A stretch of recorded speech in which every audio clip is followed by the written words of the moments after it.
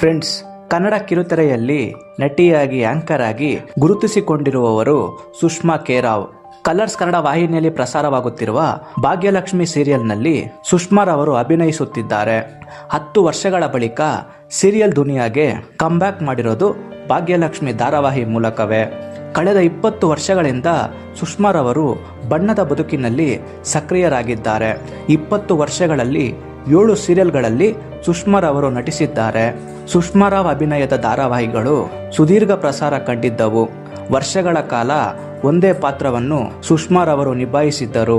ಸಂಕಷ್ಟದ ಸಮಯದಲ್ಲೂ ನಟನೆ, ಕಾಲು ಫ್ರ್ಯಾಕ್ಚರ್ ಆದಾಗ, ತಂದೆ ತೀರಿಕೊಂಡಾಗ, ಅಮ್ಮನಿಗೆ ಬ್ರೈನ್ ಟ್ಯೂಮರ್ ಆದಾಗಲೂ ನಟನೆಯನ್ನು ಸುಷ್ಮಾ ಮುಂದುವರೆಸಿದ್ದರು. ತಮ್ಮ ಪಾತ್ರಕ್ಕೆ ಸುಷ್ಮಾರವರು ನ್ಯಾಯ ಒದಗಿಸಿದ್ದರು. ಅಸಲಿಗೆ ನಟಿಯಾಗಬೇಕೆಂದು ಆಲೋಚನೆ, ಆಸೆ, ಇಚ್ಛೆ ಸುಷ್ಮಾರವರಿಗೆ ಇರಲಿಲ್ಲವಂತೆ.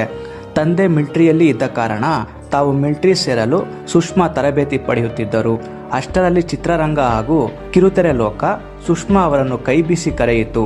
ಸೀರಿಯಲ್ಗಳಲ್ಲಿ ಅಭಿನಯಿಸಲು ಒಪ್ಪಿಕೊಂಡ ಸುಷ್ಮಾರಾವ್ ನಟಿಯಾಗಿ ಆಂಕರ್ ಆಗಿ ಬ್ಯುಸಿಯಾದರು. ಆರ್ಯಭಟ ಪ್ರಶಸ್ತಿ, ಭರತನಾಟ್ಯ ಹಾಗೂ ಕುಚಿಪುಡಿ ನೃತ್ಯಗಾರ್ತಿಯಾಗಿರುವ ಸುಷ್ಮಾ ಕೇರಾವ್ ಅವರಿಗೆ 1997ರಲ್ಲಿ ನೃತ್ಯದಲ್ಲಿ ಆರ್ಯಭಟ ಪ್ರಶಸ್ತಿ ಲಭಿಸಿತ್ತು. ನಿಜ ಜೀವನದಲ್ಲಿ ಸುಷ್ಮಾ ತುಂಬಾ ನೋವುಂಡಿದ್ದಾರೆ. 10 ವರ್ಷ ಪ್ರೀತಿ ಮಾಡಿ ಮನೆಯವರ ವಿರೋಧದ ನಡುವೆಯೂ ಮದುವೆಯಾದರು. ಮದುವೆಯಾದ ಕೆಲ ವರ್ಷಗಳಲ್ಲಿಯೇ ಸಂಸಾರದಲ್ಲಿ ವಿರಸ ಮೂಡಿತು.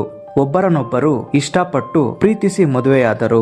ಆದರೂ ಸುಖ ಸಂಸಾರ ಇವರದಾಗಲಿಲ್ಲ. ಬಣ್ಣದ ಲೋಕದಲ್ಲಿ ಒಬ್ಬರನ್ನೊಬ್ಬರು ಅರ್ಥ ಮಾಡಿಕೊಳ್ಳಲು ಅಸಾಧ್ಯವಾಯಿತು.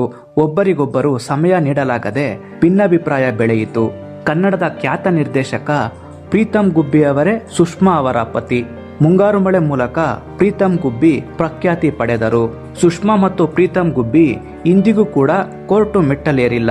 ಒಬ್ಬರಿಂದ ಒಬ್ಬರು ವಿಚ್ಛೇದನ ಪಡೆದುಕೊಳ್ಳಿಲ್ಲ ಎಂದು ಹೇಳಲಾಗುತ್ತದೆ. ಏನೇ ಆದರೂ ಸುಷ್ಮಾರವರು ಭಾಗ್ಯಲಕ್ಷ್ಮಿ ಧಾರಾವಾಹಿ ಮೂಲಕ ಜನರಿಗೆ ಹತ್ತಿರವಾಗಿದ್ದಾರೆ. ಇವರ ನಟನೆ ನಿಮಗೆ ಇಷ್ಟ ಆಗಿದ್ದರೆ ಈ ವಿಡಿಯೋನ ಲೈಕ್ ಮಾಡಿ, ಹಾಗೆ ನಮ್ಮ ಚಾನಲ್ಗೆ ಸಬ್ಸ್ಕ್ರೈಬ್ ಆಗಿ.